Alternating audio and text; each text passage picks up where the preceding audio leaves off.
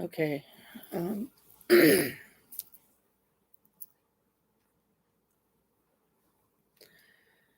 Hey, Brooke. It's going on 20 to 11 a.m. here.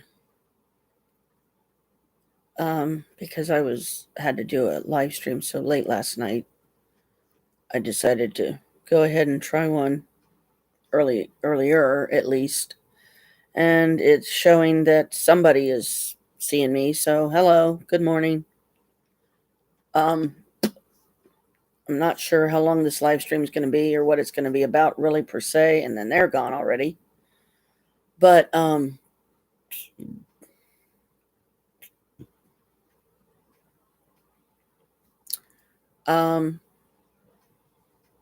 figured out who Elizabeth is. I think I talked about it in the live stream last night. So if I did, I apologize.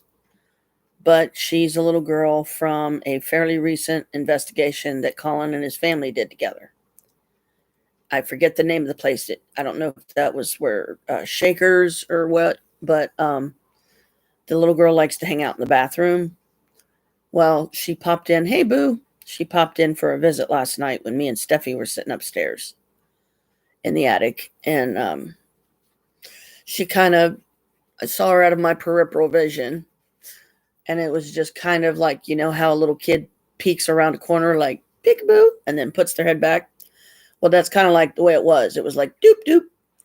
And I was like, Elizabeth, honey, is that you? And I got the feeling that, yes, it was. And it took me a few minutes to answer her because me and Steffi were engaged in conversation. So it took me a few minutes. But when I finally did answer her and I said, yes, honey, I said, I'm sorry, you can come in.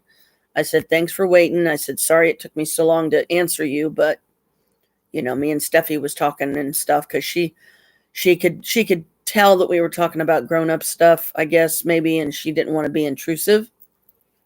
So she asked in her own way, she asked if it was okay, you know, for her to come in and sit with us and stuff. And I said, sure, honey. And then there was an empty chair right next to me. I said, you can sit there. I said, just don't crush my glasses because I had my sunglasses sitting on the chair. And told her that, you know, I would try to, I don't know, like how soon. I don't even know if I can take anything over there today. Because any toys or anything I take over there for her to play with is going to have to be small stuff that I can allow her to play with as toys, but at the same time ask her to keep them in that section where my room is. Don't put it anywhere else. Don't make it materialize in some random place in the house, because Mom might not freak out. But Jim might. I mean, I don't know what Jim would do, but Steffi would probably be like, oh, where did that come from? So she would have to, part of the requirements of me bringing her stuff would be it's going to have to be small stuff that I can easily sneak in. So my mom don't think that I'm, you know, trying to bring more stuff in there after I promised her I wouldn't. But I don't know that my mom would understand that I'm bringing these toys for a little girl's spirit that's hanging out, you know.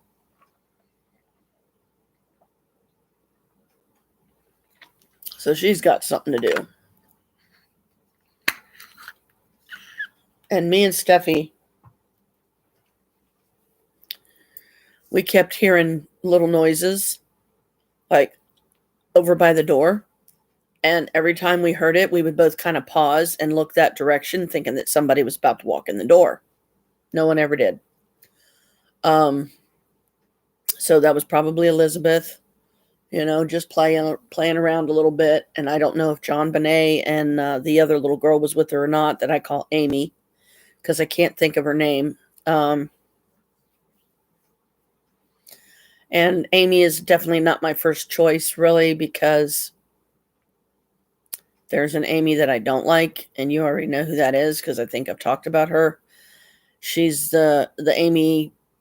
Reason why I didn't want to use Amy really was because of the history between Amy Ripple and Chris Bizart before me and Chris ever met. Now, granted, it's irrelevant that they were together because they're not now. Me and Chris are, but they still slept together. They were still a couple, you know, and that's difficult for me to be around Amy for that reason and still maintain some kind of a semblance of a friendship with her. But really, I just wish that she would go away and not bother us anymore. Go back to her poly life and just leave us alone. Just leave us in peace, because I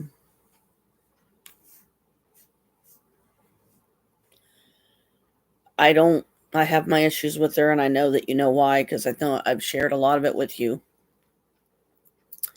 But I'm not gonna, keep bringing this stuff up. I'm not gonna, try to cause further problems or anything like that. Because, I can't change the past. I can't change who he dated, who he slept with, who he was romantic with. I can't change any of that any more than he can change any of mine.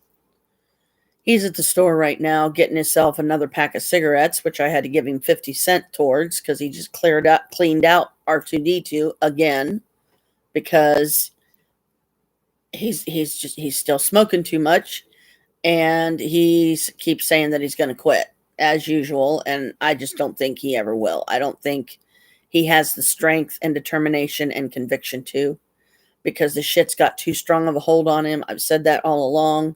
I don't think personally that he wants to quit, because he likes smoking too much.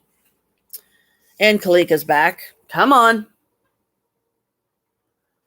And so is he. Figures.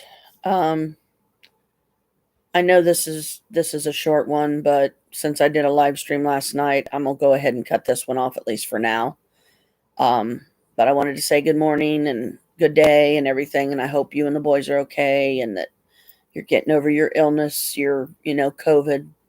And Chris said you were feeling worse, so I'm sorry to hear that, but I will, maybe try to live stream later over at Mom's, if I even remember to take my my laptop and everything. So hopefully I'll see you then.